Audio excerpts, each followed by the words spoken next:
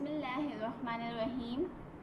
السلام علیکم میرے پیارے بہنوں اور بھائیوں، آج کا ہمارا موضوع ہے اسلام میں سچ بولنے کے فائدے۔ اسلام میں سچ بولنے کے بہت سے فائدے ہیں اور ان کے بہت اچھے اور بہت زیادہ فائدے ہیں۔ معذرت، بہت سے فائدے ہیں۔ ایک فائدہ یہ بھی ہے کہ جیسے سب کو پتہ ہے کہ سچ بولنے سے اللہ تعالیٰ کی رضا حاصل ہوتی ہے۔